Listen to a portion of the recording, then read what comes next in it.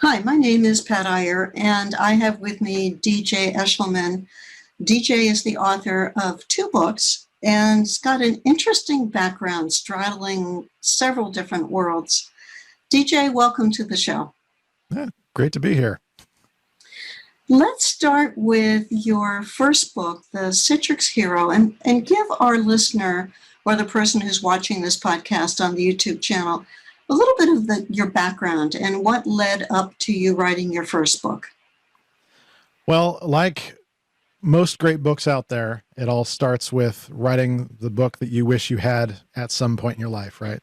So I actually grew up, you mentioned very interesting background. I actually have straddled worlds, a good way to say that. I was one of the first of a generation of kids that were called the latchkey kids that were very much, going around with their parents both off at work and they're riding the bus home from school and they've got a key to the house and they unlock it and they're the ones letting themselves in and taking care of themselves. And so there's a self-sufficiency that came as part of that. Well, growing up in Colorado Springs, Colorado, as a latchkey kid, my parents immediately found they didn't like that. They were very much of that kind of hippie generation of, living off the land, that sort of thing. And so they decided to move us to a unincorporated part of Colorado, near Penrose, Colorado. And so there's no running water, no electricity, no the usual things that I was used to. So a completely separate kind of self-sufficiency that I had to learn. But in a strange kind of way, it also took me away from things like technology. And so I always felt I was a little behind as far as that goes. But at the same time, I did learn a lot of self-sufficiency and maybe even a little stubbornness, I would say, as far as that goes. But after going to college and studying psychology, I found pretty quickly that I didn't really want to be in psychology for a career, and was kind of drifting along. And everybody remembers Y2K. And finally over Y2K, I actually worked for a company and started doing some things within technology at that point as a independent contractor after that. So that kind of started me off in the IT world. And in 2011 is when I actually read a book by Dan Miller called 48 Days to the Work You Love. And that set me on a path to pursuing the work that I was much more called and qualified to do, I thought, as far as how to do it and being an independent consultant and that sort of thing. And so I was now being called upon to use my expertise that I'd built up over the years to service others. And so what I found in doing that as a consultant was that it felt like I was always saying the same things all the time. That I was, okay, I'm always making these recommendations, or I'll discover things and, okay, great. I've discovered this. Now other people need to know it. So let's do the usual things like put out a blog post or whatever. And eventually came to the conclusion that it just wasn't working. That method of disseminating information was just getting lost in the noise. And so I felt a weird notion of getting out of consulting work and starting to teach people what I've learned over the course of a good 15 years of consulting work. And then other time just being a employee of various sorts. And so the first book came from, well, let me back up a second. So basically the first book actually was not the first book written. I'm sure most of us deal with the fears and concerns of our first work. And so the first book I actually wrote a manuscript for was written right after I'd been fired, actually. And so that sat on the shelf for a while and unpublished and just kind of poked at it.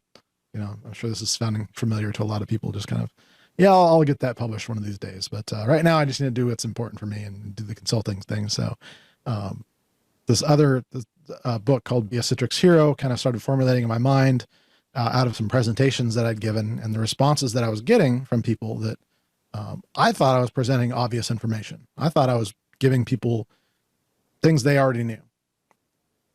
Come to find out they really didn't, or they had read about it but hadn't taken action on it. And so the thought came, well, what if I were to put this into a tangible way of teaching this? And so I actually started doing a online course series, just a subscription membership series, where people could learn these kind of leading practices, let's call them, of how to do the technology the right way. And so having a few subscribers to that, it worked well enough. But what I found was like, okay, I can take this information and put it in a different medium and get it out there the same kind of way. And so I quite literally took transcripts from my classes and put them into a written format, edited them down, and then put this in front of those same people with a few other people kind of peppered in to say, okay, is there anything that I should change about this to make it more clear? And kind of did a group editing kind of a thing. And then did some touch-ups and published my first book, Be a Citrix Hero, in March of 2020. Amid the time we're not supposed to be doing anything, right? We're supposed to be, cowering in our homes in fear of what's going to happen. And I said, no, I'm going to go ahead and publish this book. And so that was the first book. It was born out of that notion of, kind of let's do it, see what happens kind of thing. And yeah, the reception was pretty good in that regards of people just, first of all, just being astounded that somebody in the line of work that I did was able to write a book. There's a whole host of perceptions that people have about what a book means. And so that opened up all sorts of doors I'm sure we can get into, but yeah, let me pull that apart a little bit, because you've shared some things that immediately spark ideas in my mind. You talked about when you were putting the content together, you realized that you knew things that other people didn't know. And I'm sure you know the expression, the curse of knowledge. Yes. How do you, for those people who have not heard that, it's an assumption that because I know something, you must know it too. And therefore, I don't have to go into basic explanations because, of course, you understand this piece. When you're assembling material, how do you get around the curse of knowledge to get to the right level for your reader? That as a great question. And it comes back to something that I believe it was a conversation I had with Ryan Halliday, talking about his book at the time was Perennial Seller. And he talked about having concepts that were timeless, kind of outside of like a moment in time. And one of the things you have to do with that is take a step back and really kind of look at explaining everything as if nobody knows what you're talking about to begin with. And so that was the approach that I took about this. Is like, okay, I'm going to take the assumption that yes, there is a baseline knowledge that people need to have to be successful with this book. But I'm just going to make the assumption that these things that seem so obvious and so basic to me are not known to these other people. And I literally had to force myself to write in that regards and not take shortcuts, because we do that. We take shortcuts when it doesn't matter what we're writing. It's a blog or a book or even just an email to someone.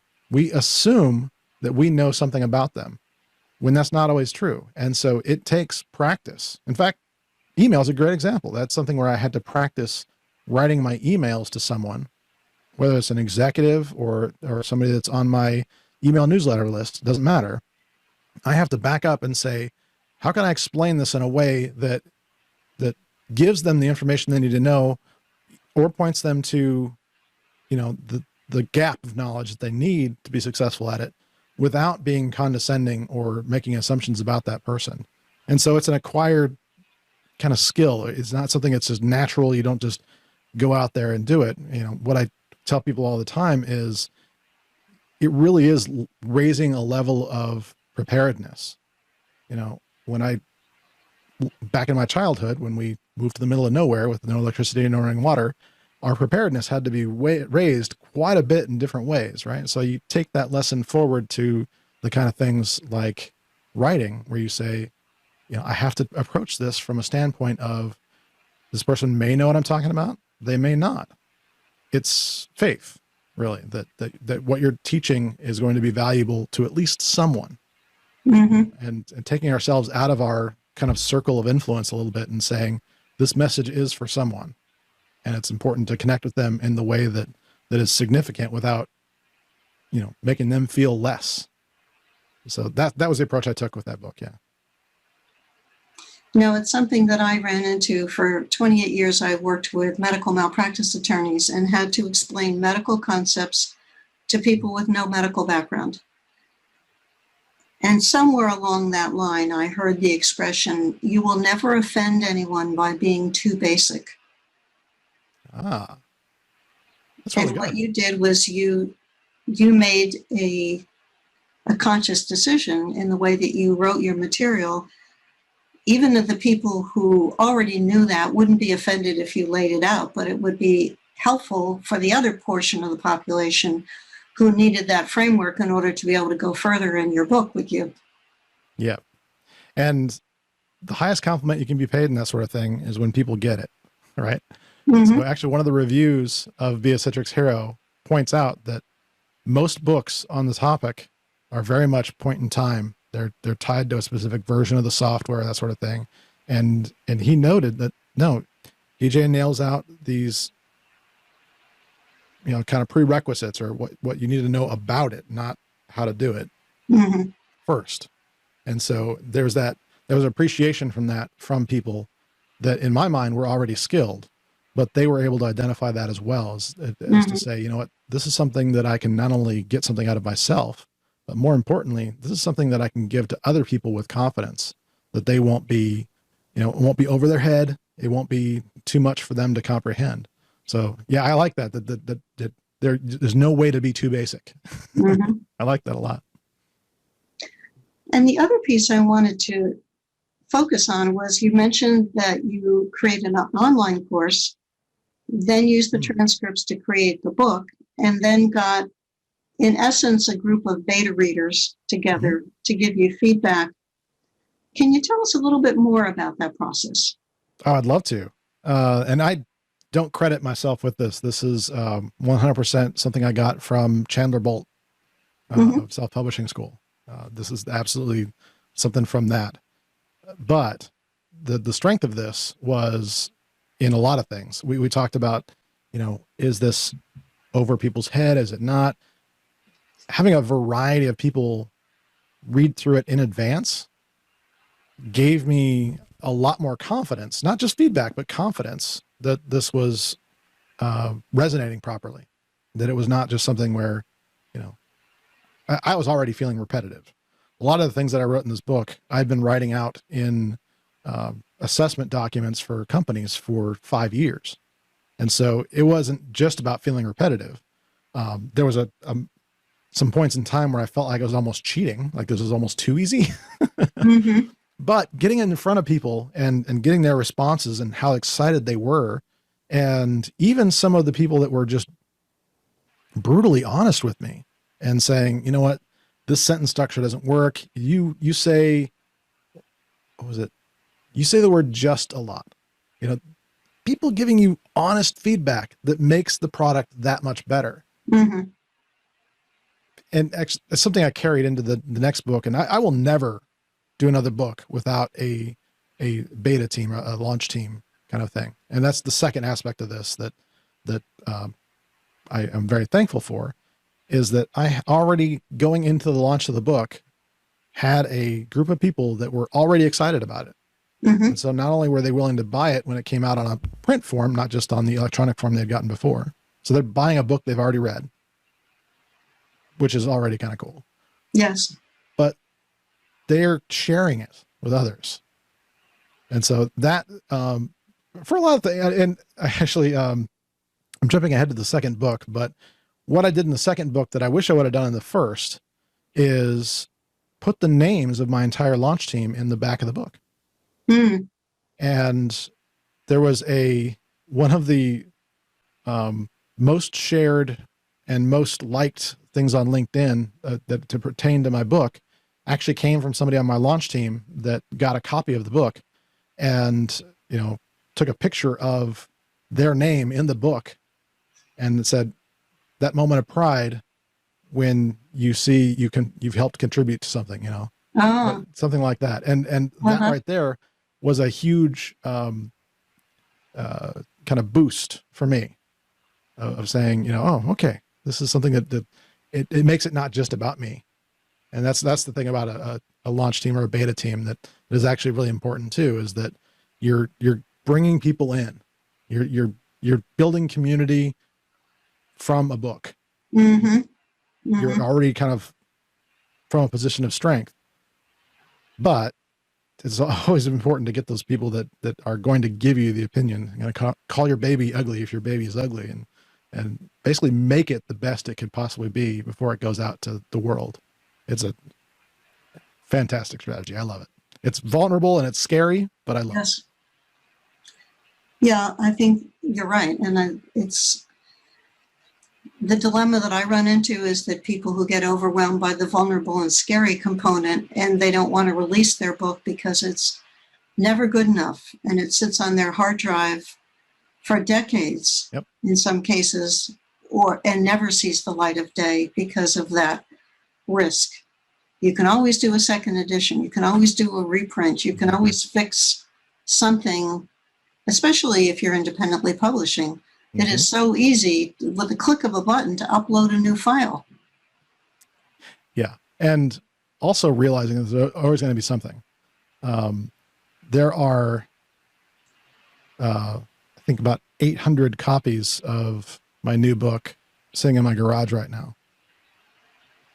I knew there was problems with it when I printed it, but interestingly enough, just before I actually had the book printed in paper or in a hardcover, I realized there was a problem with the paperback that nobody had noticed. Nobody in the launch team, not my editor, not me. There was a pretty severe problem with the printed book, and that was that an entire chapter was in as a heading for another, the chapter before it, and nobody really caught it. It wasn't until I was reading the book for the audiobook version that I actually caught the problem. So there's another thing to not make assumptions that everything's going to be fine. But at the same time, like you said, just realize that, especially being self-published, it's so easy to change things now. It's so easy. But at some point, there comes a point where you have to say, you know what? I know there's going to be flaws and it's going to be okay. That if there's a better second edition later, so be it. But as long as the information is out there for people, then it's already a win. The perfectionist part of my personality goes, a typo is one thing, a repeated chapter, that would be really hard to release a book knowing that was in existence. You tend to play mind games like, what else am I going to find? What else am I going to miss? And that's, again, the beauty of the launch team, though, is that it wasn't a big deal. And it wasn't a repeated chapter, actually. Fortunately, it was just that when the book was formatted, it was done as a header instead of a new chapter. Okay. And so fortunately, it wasn't like that big of a deal. Probably would have been noticed. I take that back. There was a repeated sentence that I found as well. So those things do happen. And even 81 people reading the book ahead of me releasing it didn't catch it. So it does happen. But there was a lot of things that they did catch. A lot of things that they did catch that were very fortunate. So at some point you just have to say, you know what? There's no such thing as perfect. There's only produced. I hear the words, DJ, but boy, my fiber of my body goes, but we have to make it perfect. It's got to be perfect. And it's like pushing the rock up the hill. There are mistakes and errors that creep into any work. Yep. There's an Amish expression. I don't know if you were aware that the Amish would deliberately put a mistake in a quilt because they said only God makes perfect things. Okay. Makes So some sense. I would cling to that at times. Yes.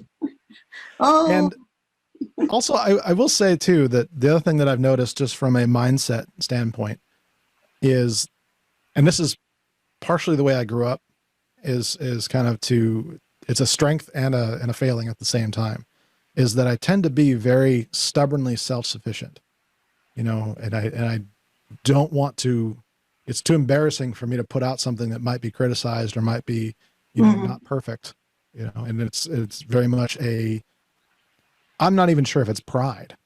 It really is just something where I just am so self-sufficient. I want to just make sure it's done and get it done, that sometimes I forget to involve other people in the process. But yeah, it's, it's that mind stretch and that having faith that what you're doing and the reason you're doing it, if it wasn't important enough to get it done, then you probably shouldn't have done it in the first place. mm-hmm. And connecting with that to me is really been important. Knowing that, let's be honest, book sales don't tend to be what drive a business forward. Especially as a self-published author, the exposure that you tend to get is all self-made for the most part. It's one of those things where the book sales are not what's going to drive what you're doing. And so this is just the first step in getting connected with people on a bigger level. So if you're always waiting for it to be perfect, you're never going to be able to take that second step of truly connecting with your audience and getting them to the point of actually digesting what you have. If we just release something and just assume people are going to digest it, then that's never really going to be enough. So, practicing that right from the beginning is critically important. Mm-hmm. So, yeah. And you mentioned earlier about opportunities that occurred as a result of your publication of your books. What happened to you professionally and personally because you had written those books?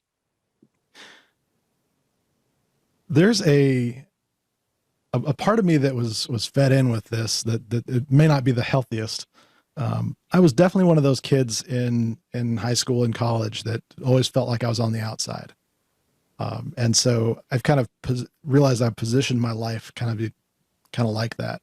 And when you have that mindset, what you tend to want to do is say, see, I proved myself, Mm-hmm. even with all you trying to hold me down, I still proved it. And whether that's true, anybody's actually trying to hold you down, but that's what that's felt like. But what it actually is people being just so amazed that you did this. So all of a sudden I went from a person that thought I had some authority in the marketplace, that I thought that people, knew and respected me. I did something as simple as putting out a book. And what I noticed was that people that didn't even read the book, had not bought it, had not been seen it, didn't have it in their hand, were looking at me differently now. There was a immediate boost of what that authority actually is. And that's done a lot of things that are for me professionally, obviously, but in other ways, it's kind of set apart a legacy for me of saying, my whole life mission is to leave the world better than I found it. That's really what's important to me. And for me, this is a way to leave IT better than I find it. So Mm-hmm. leave IT. Yeah. Kind of weird how that worked out, but this is something where I can say, you now have this, go forth, that sort of thing. But for a lot of people, what would be interesting for them to know is that this has increased the amount of money I can charge as a consultant, for example, Mm-hmm. has increased. The opportunities that I have to participate in higher levels in the marketplace. The fact that I'm on a podcast today, these are things that might that have happened before? Maybe, but they're more assured to be done now that I've released a book and that authority is there. And I think it's appropriate. I mean, there's a lot of work that goes into this. There's a concept in the technology world called proof of work. And it takes a lot of formats and a lot of different things. But when it comes to writing a book, you've done a lot. You can't just put something out that would be just categorically false or bad information and not have that come back at you. And so there's a built-in kind of not only authority, but trust. And so that's, I think, what that really does when it comes to writing a book, especially one that's about information. That's really where that comes in. And so the challenge always is, and this is my next challenge, by the way, is writing a book in an area that I don't feel like I'm an authority. This is the next big challenge for me. Okay. Book number 3? Yeah. Book number 3 will actually be this is a big stretch, so stick with me. It's going to be a fasting guide for Christian entrepreneurs. So big stretch. This is not what I was intending for my next book to be, by the way. But it is one of those things where, feeling that calling and guidance, but also of people telling me that it would be beneficial for them to teach them what I know or what I've learned and tell my stories, which that, again, you get right into that same thing you were talking about earlier about you just assume people know. Well, I did a fasting challenge with some budding entrepreneurs a couple of weeks ago, and I found that a great many don't know how to fast or don't know their options or why. And as a Christian, that's something that you make an assumption. Well, that's not a good assumption to make. And so there's been a clear push that my next book project is going to be that, which is such a departure, but it's one that I feel is something that this is all prepared me for and will have the same kind of results of. Well, then my mind immediately goes to, let's see, how could DJ capitalize on that? Could he do an online course? Could he offer a membership program? Can he do videos? How do you take that book and then what doors open as a result of that one? Big ones, and life mission ones, life transformative ones. There is like I said, I'm shifting away from technology. I've given what I know and put that out there. And so that can be there for people. But really my true passion, like I said, is to leave the world better than I found it and inspire others to do the same.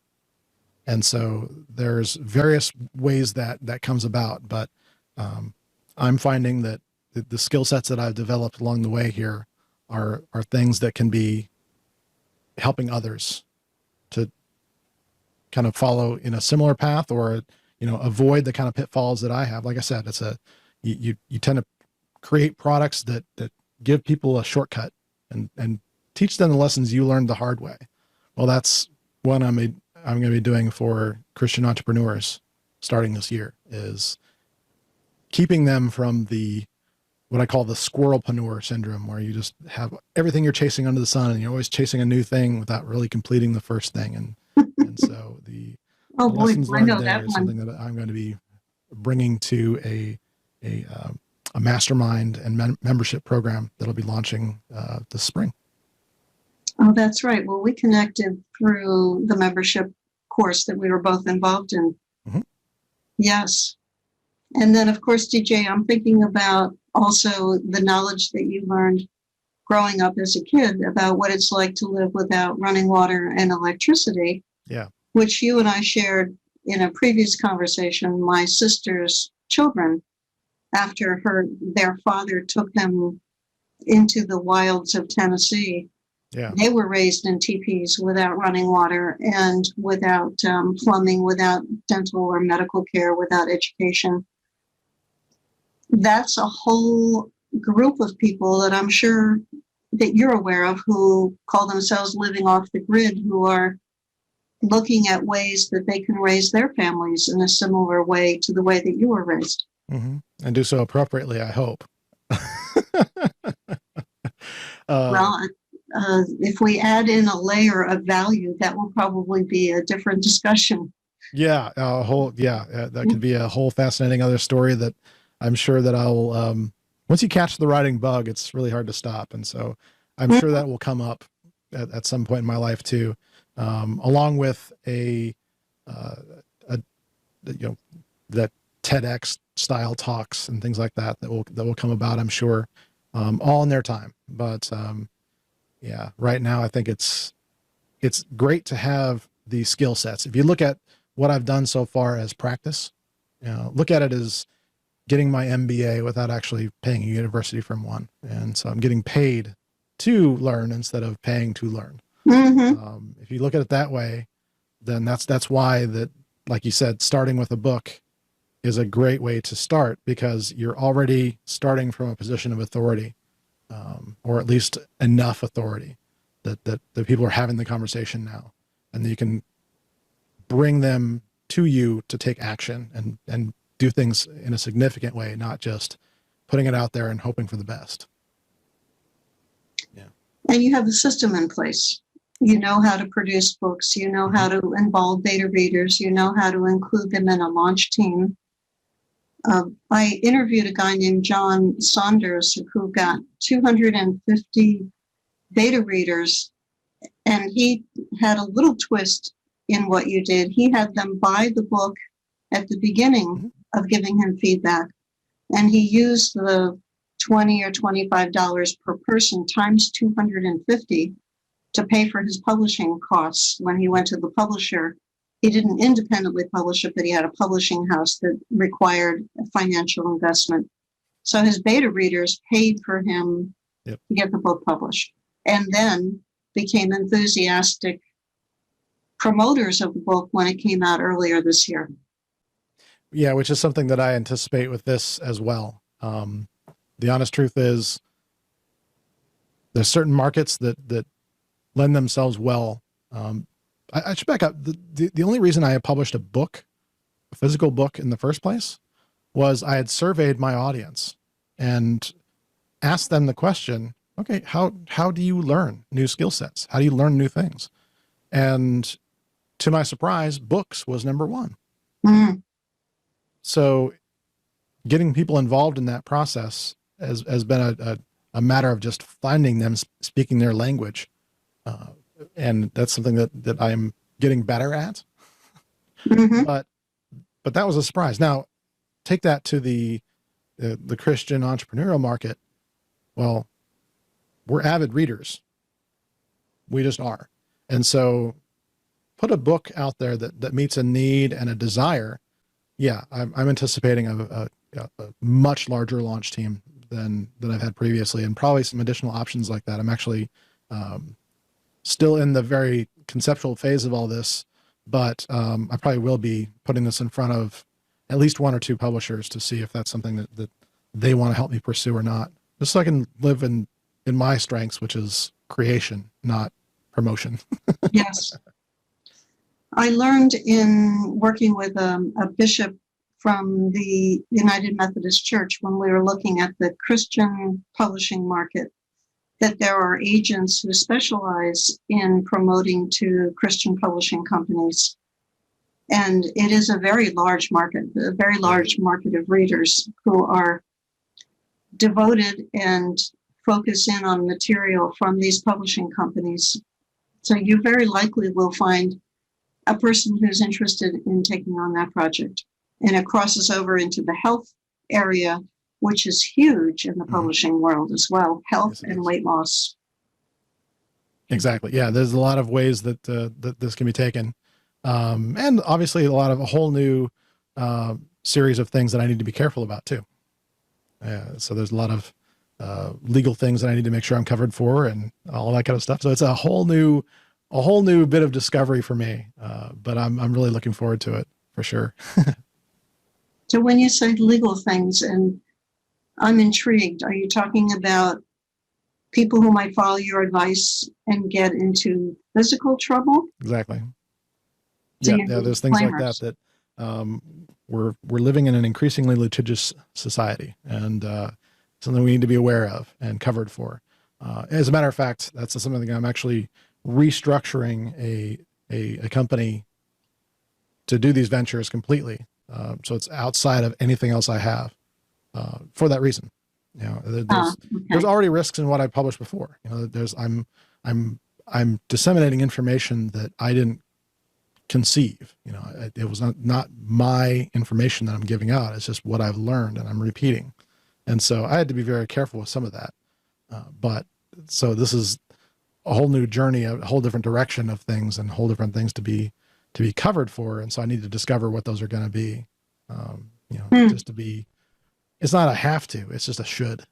There's certain things that I really should make sure that I'm saying in the right way so that people know that ultimately they're in charge of their own destiny here. Yes. Yeah, it's an aspect that I haven't really thought about. I've written business books and books on writing and books for legal nurse consultants and attorneys, and I've never thought about the personal health area as needing those disclaimers. It's good that you're thinking about it now in advance. Yeah, but I don't want it to be something where that keeps me from acting.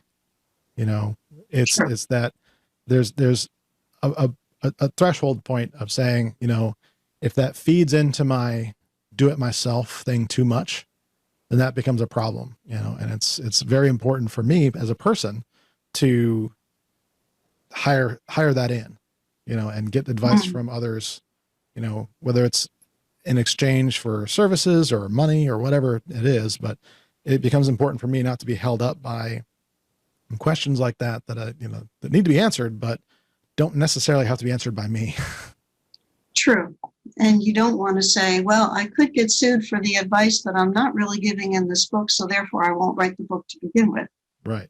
Well, yes, exactly. You tend to look at society with not very rosy colored glasses at that point. But there's somebody out there that needs, I know there's somebody out there that needs what I have to say. If I can help one person be more successful, or in my case, if I can help one person to become more connected with their purpose and who they're created to be and who God wants them to be, I think that's worth all of it in and of itself, really. But you're also potentially getting into a population that's more vulnerable, and you need to respect that that's the thing you're doing too, and be caring for that audience wherever they are. And that becomes that kind of, there's so many things that really are a lot better off if you're not doing it just by yourself. So if there's one piece of advice we could probably give for this whole episode is don't try and do it alone, even if you can. So, yeah. Yeah, there's that self-sufficiency voice coming out, DJ. I hear it. Yeah. Can you tell it's been a source of wounding in my past? Can you tell that's had several decades of holding me back? Because it has.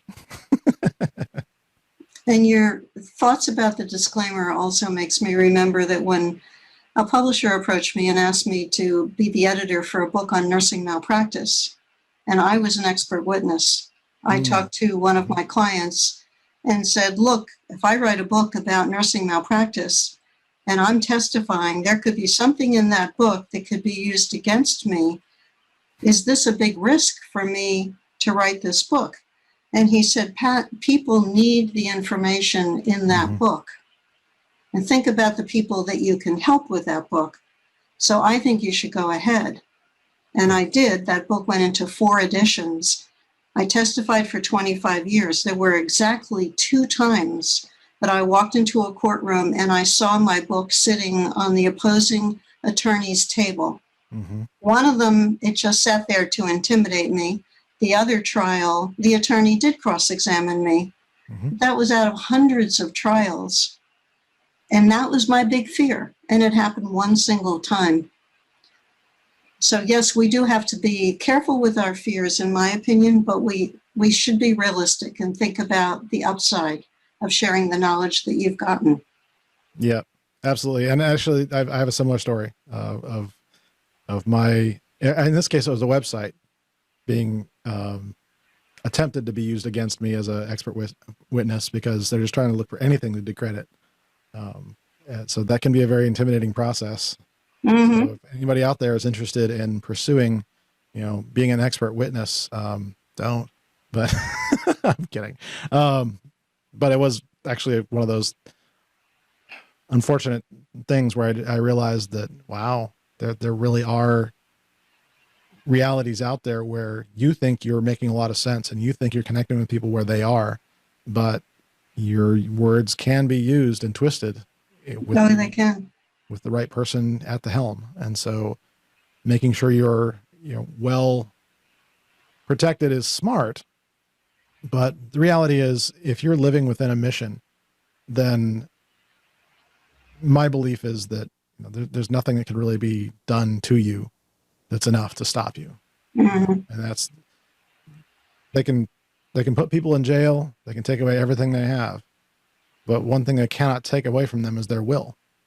That cannot be taken away. And so your knowledge, your will, your desire to help others cannot be taken from you. And so if you approach it from that standpoint, then you're already in a position of strength, and it's just a matter of just pushing that forward to the rest of the world. Mm-hmm. Well, DJ, how can our listeners find out more about you, your services, your books? What would be the best way for them to connect with you? Absolutely. My website is djeshelman.com. That's DJESHELMAN.com. If that's too hard to remember, another pointer site for that is leave-it-better.com. My podcast is Better Than You Found It, which also is really long, so I shortened that to btyfi.net. So, yeah, but I'm very reachable out there in the world. So I think I have something like 15 different websites. And so, but those are the ones that are going to be the most important. All right. Sounds great. Well, thank you so much for being part of the show. I appreciate that. Absolutely. And sharing and your stories. I think our listeners have enjoyed those. And for you who's been with us for this show, thank you for being part of Writing to Get Business. Please tell other people in your world about our podcast that we focus on interviewing authors, their journeys, how they came up with their ideas, how they wrote their books, and how they released their books.